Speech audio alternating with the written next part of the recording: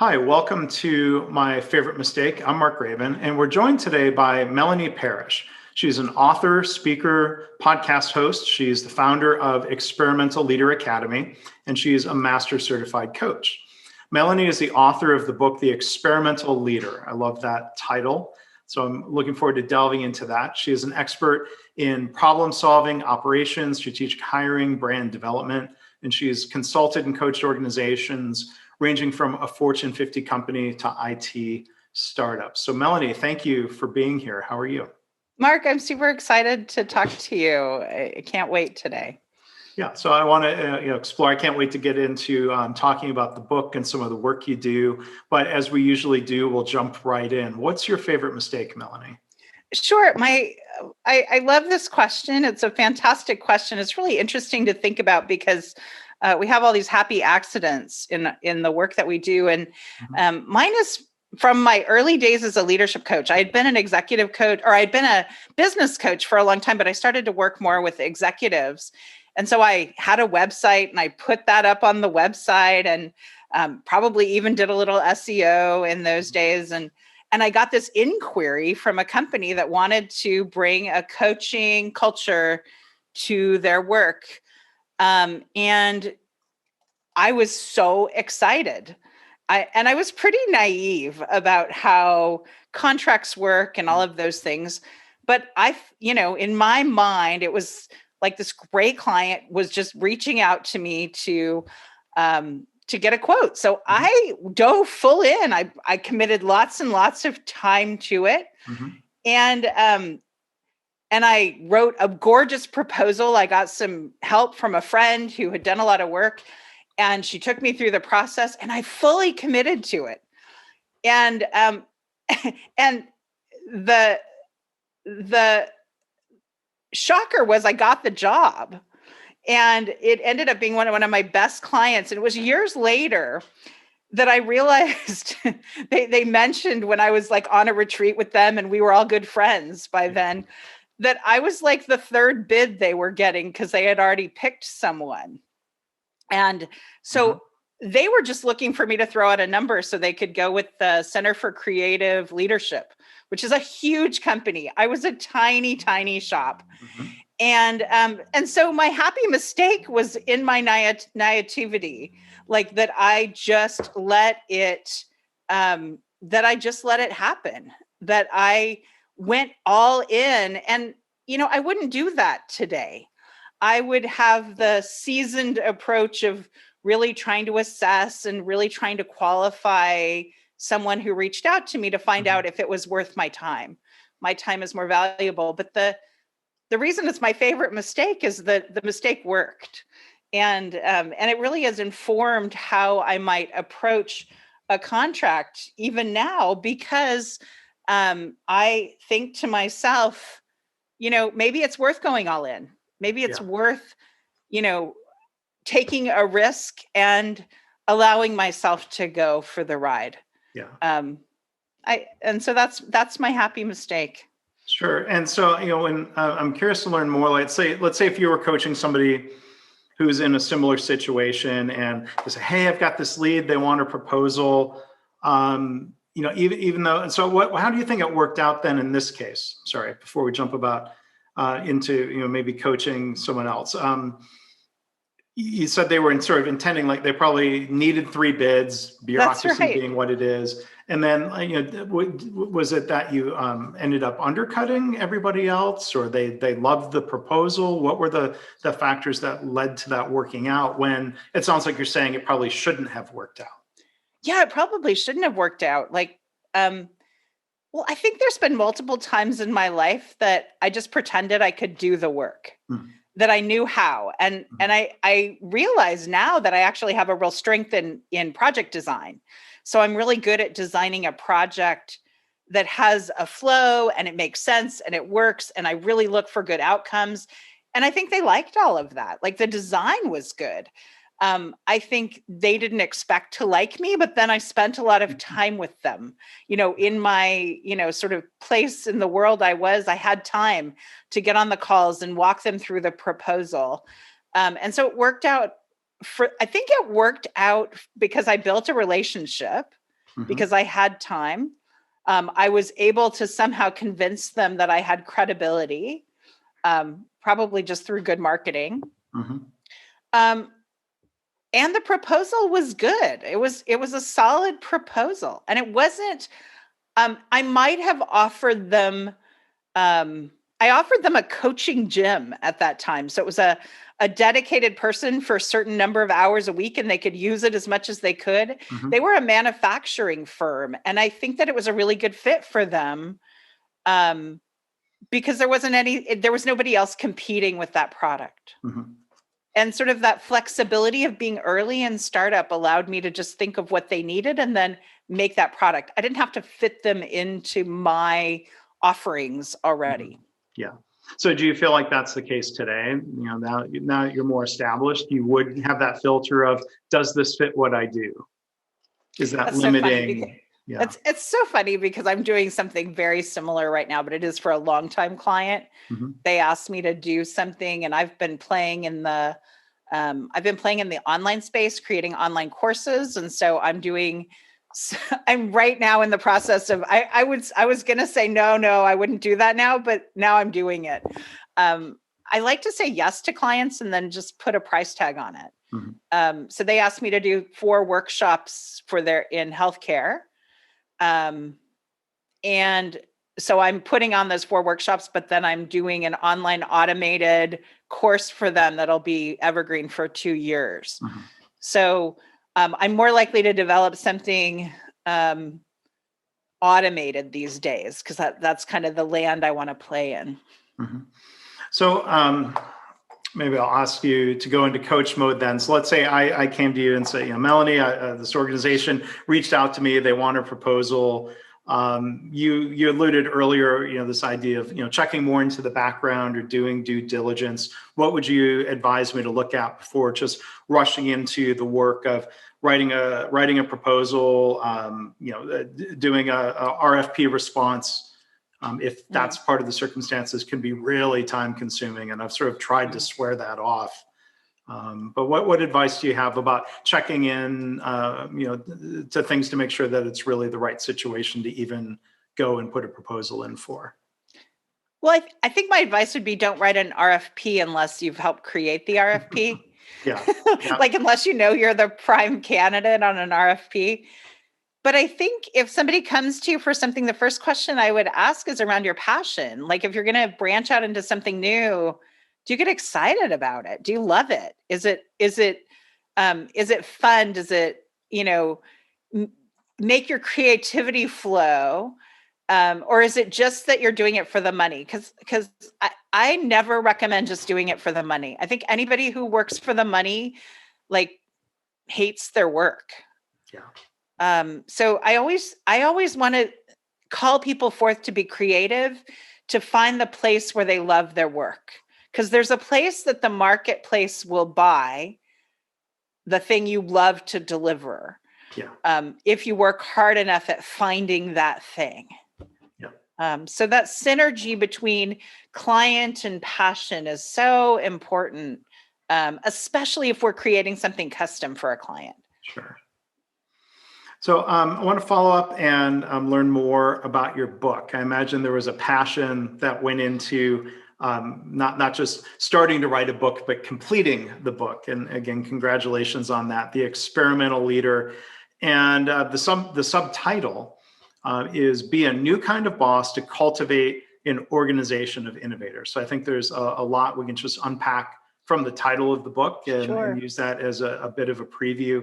But before we do that, I like to ask authors, what was the genesis of saying I'm going to, or I need to write this book?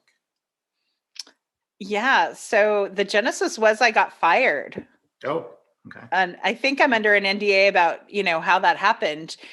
But I was kind of mad and kind of sad, and I didn't want that to be the story in my head. So I wanted to take that time, because all of a sudden I had some free time.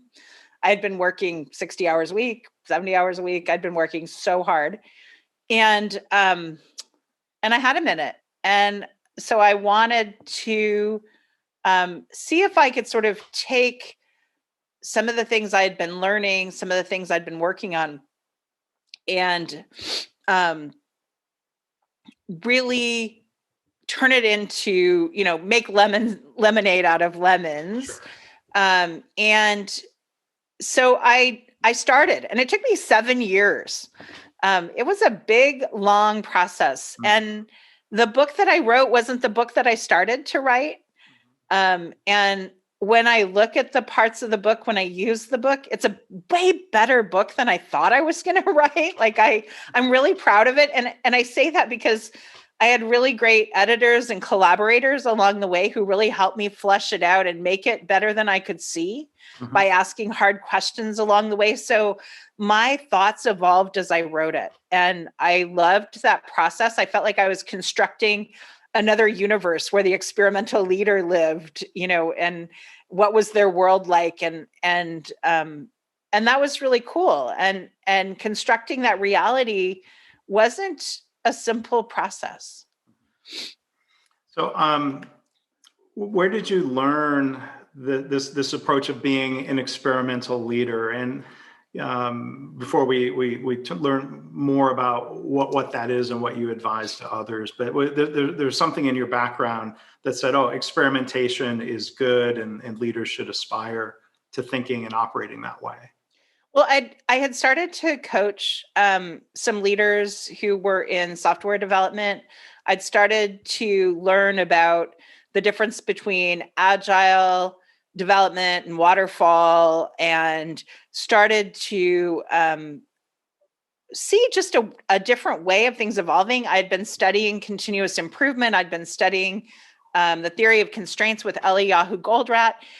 And I was seeing all of these methods. I think you do a lot with lean. So I was seeing all of these methods, and I started to ask myself as a leadership coach, what does it take to lead these? It's one thing to do them tactically, but if you're going to lead that, who are you? What do you have to do? How do you do that? And those are questions I ask to this day. I think they're the hardest questions in my sphere of influence. So it's one thing for me to teach you, how do you do an experiment? How do you iterate? How do you collect data? But on a large scale, if there's a lot of those going on in an organization, how do you lead that? How do you inspire that? How do you manage that? How do you check in? How do you pay attention? All of those things. And so I realized there was a real space that was within lean, within continuous improvement, within all of those things, that was the leader's role in that. Yeah. And that's what drove this book. Yeah, and you're right. I do a lot of work with continuous improvement methodologies, and it's often framed using language like scientific problem solving, or instead of implementing something, forming a hypothesis that we then go and test, which is more of that experimental language. The difference between knowing the answer and figuring the answer out in experimental ways, right? Well, knowing the answer is you're probably just wrong. You probably don't know the answer. It would be a mistake. Yes. It might be a mistake. I mean, you might luck into the answer, but you don't know the answer until you try it. And that's true almost universally. You can guess at the answer, but unless you query the answer, unless you collect the data, then you're just guessing. And in many cases, you're investing thousands, hundreds of thousands, or millions of dollars in your guess. Yeah. So to become an experimental leader, or to make strides in that direction, again, the subtitle talks about being a new kind of boss. Easier said than done, maybe. But what's an example of somebody who has said, "Yeah, I'm gonna change my leadership style, be a new kind of boss"?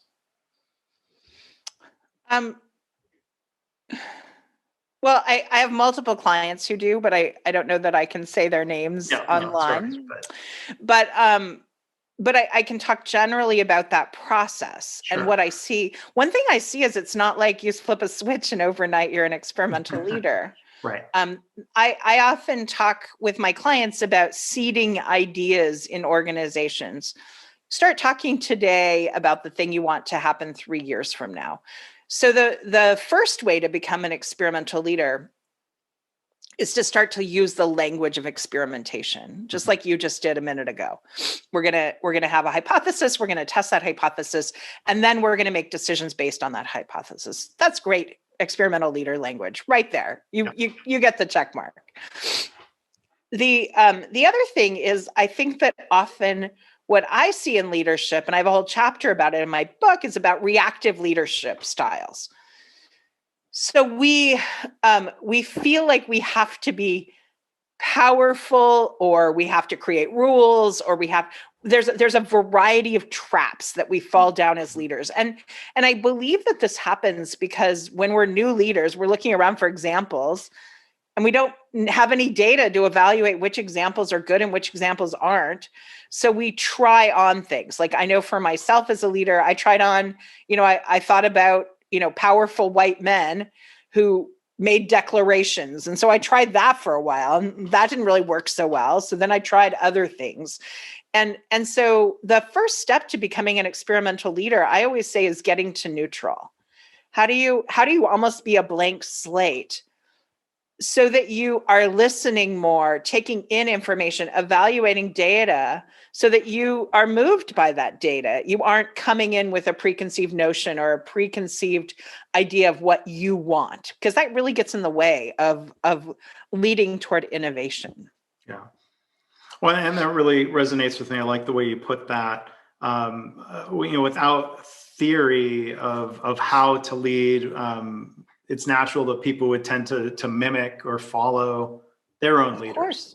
Yeah. Until they figure out what works, what doesn't work. And sometimes people get stuck in the trap of not reflecting and evaluating, is this working or not? It becomes a habit. This is the way I lead. So I think it can be difficult, but I think it's helpful to try to challenge some of the way we've always done things, even if that includes the way we've led. Well, and I think, there's so many different sort of ways you can lead: the servant leader, the powerful leader, the technical leader. There's all these different styles, but making sense of that ourselves, translating that into something that we do, what's the action or the inaction of each of those stances.